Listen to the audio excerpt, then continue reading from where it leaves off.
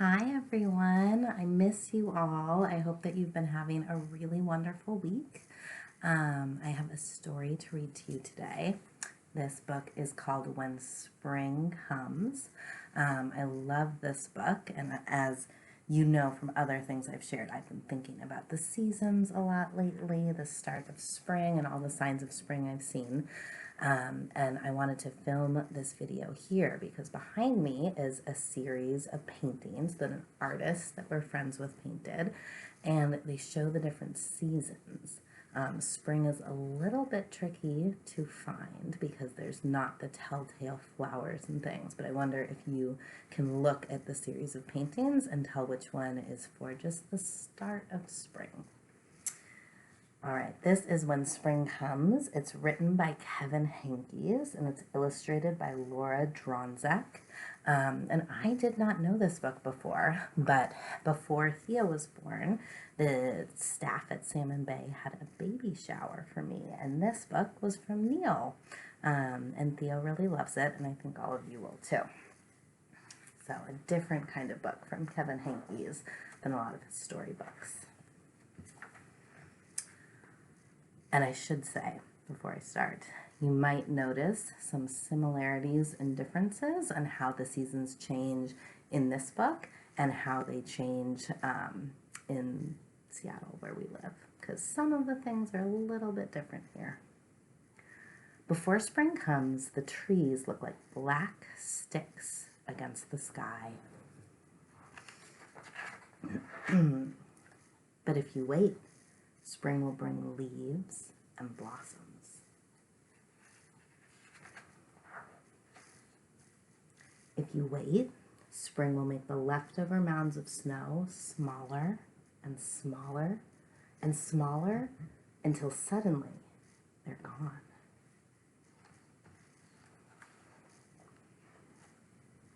Before spring comes, the grass is brown. But if you wait, spring will turn it green and add little flowers. If you wait, an egg will become a bird. A seed will start growing.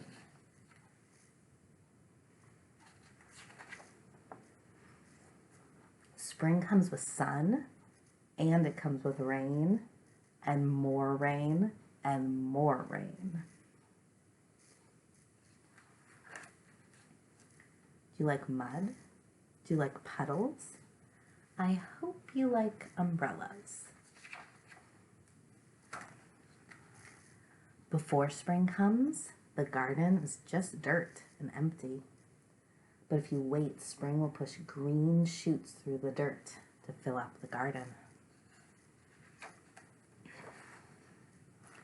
In spring, we'll call out the pussy willows and new kittens too. The pussy willow is growing. Spring can come quickly or slowly. It changes its mind a lot. But when spring is finally here to stay, you will know it. There will be buds and bees and boots and bubbles. There will be worms and wings and wind and wheels. You will feel it, you will smell it, you will hear it. When spring is finally here to stay, you might think you are done waiting, but you are not.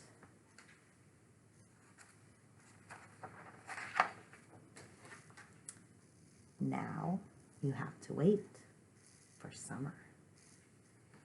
And if you look closely, you might notice that the kittens are waiting for the strawberries on their strawberry plants to ripen. One thing that I noticed when I read this book a few times is the inside jacket and the end of the book and the beginning of the book showing signs of different seasons. It's kind of fun. that is the end of When Spring Comes. It's a shorter book, so you might want to listen to this book a second time. If you didn't go through and make some connections the first time, this is a great one for making connections.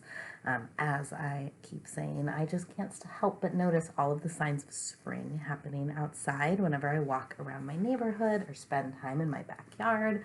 I'm just noticing all of the beautiful things about spring and the seasons changing. Today, Theo and I spotted a crow starting to take some branches and stems from one of our trees, and we're guessing that the crow will use them to make a nest. So it's a neat time of year to spend some extra time noticing nature. So I hope you will go through and make some connections with this book. If you want to send me an email, you could take a video or draw a picture or write something, and your grown-up can send it to me to let me know what you are thinking about spring, and I'll write you back. So I miss you all. I hope to see you all in some way, maybe in a Zoom chat sometime soon. All right. Bye, everybody.